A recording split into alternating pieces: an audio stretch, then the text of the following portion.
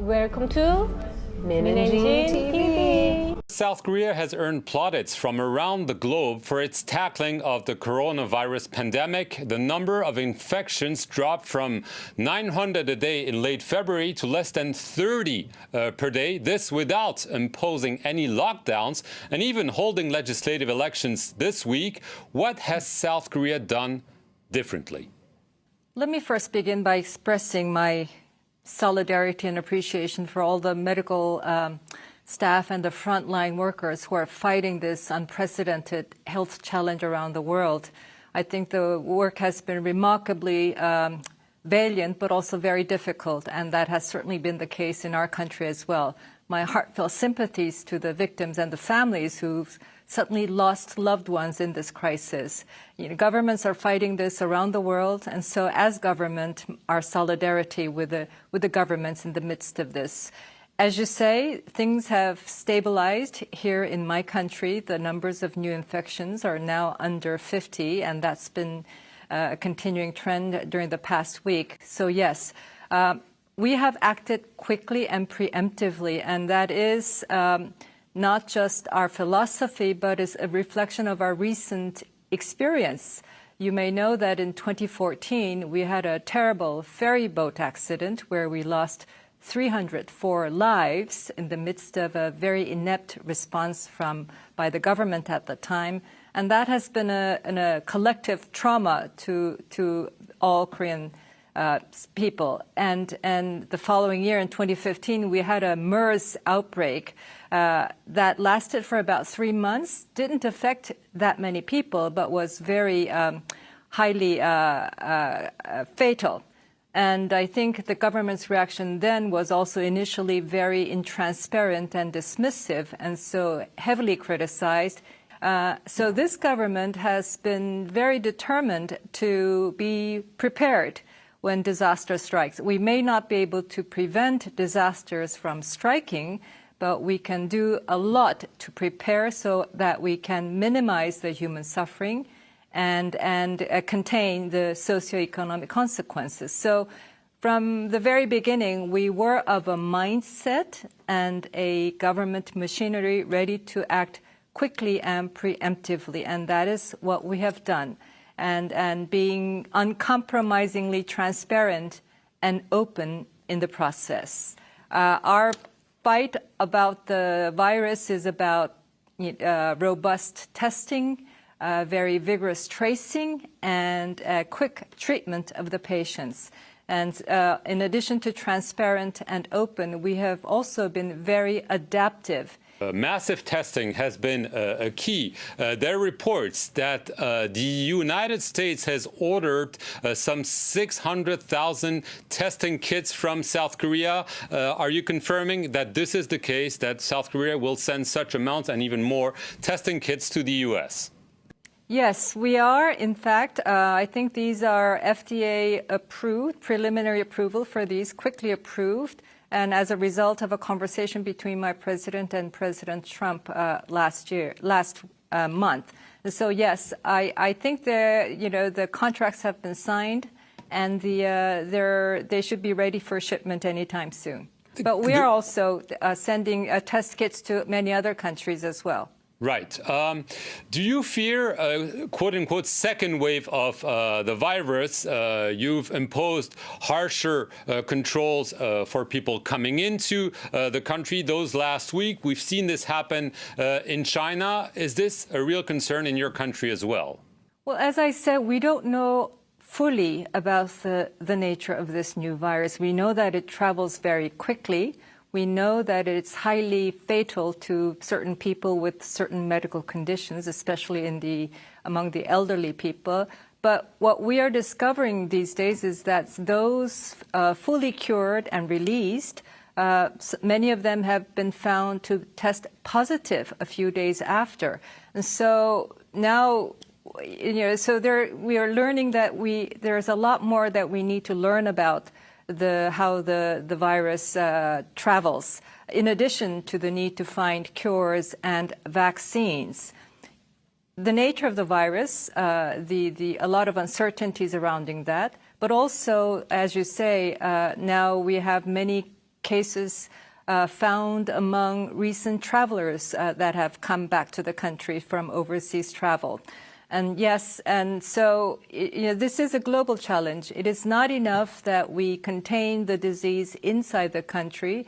This is a challenge that we have to overcome together as a global community. Right. We saw Japan declare a state of emergency, and you've chosen not to impose any lockdown. There are strict social distancing, as they're known, guidelines that have been prolonged. Could you consider harsher measures if you see that indeed the virus is coming back through people coming in or people being reinfected? As I said, our principle has been openness. Obviously, the virus travels with people. So to contain the virus, you have to contain people movement. And you can do this from two different approaches. You either respect the freedom of movement of people and make exceptions for those who need to be contained, the patients certainly, but for the close context, or you do the opposite way. You crack down on the movement and you make an exception for the travel. Our approach has been from the very beginning, by default, respecting the people's right to freedom of movement, and then to implement measures where necessary and proportionate to the needs to manage the risk. And now, because the risk factor comes with the people coming from overseas into the countries, we have placed all travelers coming from outside the country to 14 days of self-isolation, either in their homes or in government-sponsored facilities for monitoring and testing if necessary, and then hospitalization if necessary. So our measures have adapted to the evolving nature of this challenge, but the principle has been to preserve that openness to the very best of our abilities, and that has meant a great deal of work for the government. But we have managed. I don't think the idea of a lockdown or blockade would be acceptable to our public. Even at the height of our crisis, when this was exploding in the southern city of Daegu and Gyeongbuk province, where numbers were climbing by the hundreds, as you say, to a maximum of 900 per day, even then we did not impose a blockade.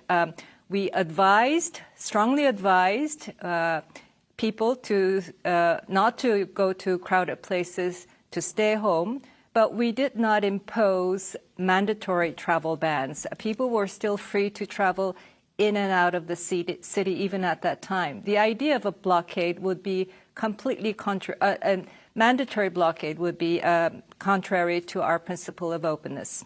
Do you agree with President Trump that the World Health Organization has been too slow and even too lenient with China? I think in hindsight, we can say a lot of things, but I don't think anybody knew how fast this virus would travel at the very beginning.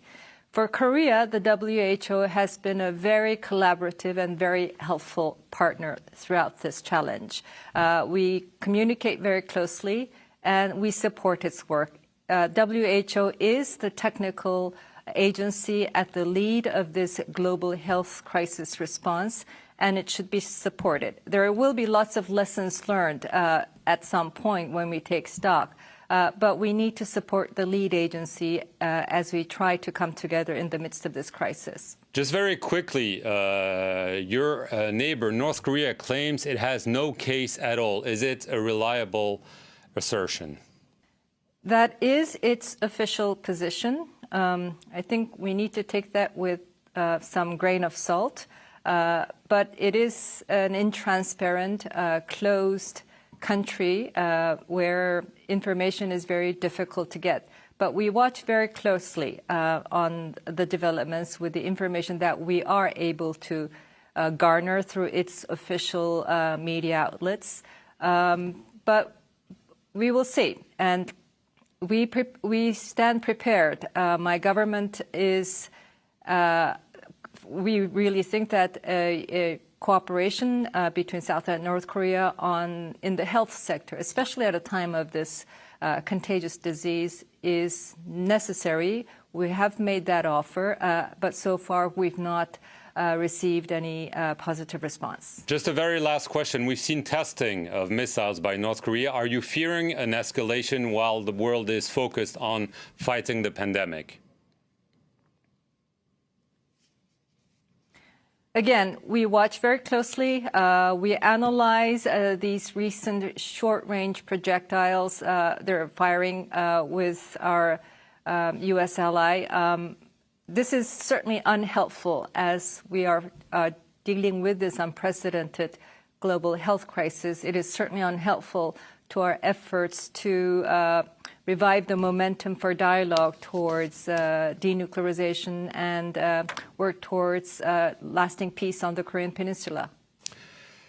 Foreign Minister Kang Kyung-Wha, thank you very much for being with us here on France 24 from Seoul and telling us about how your country is fighting coronavirus. Thank you for watching this interview.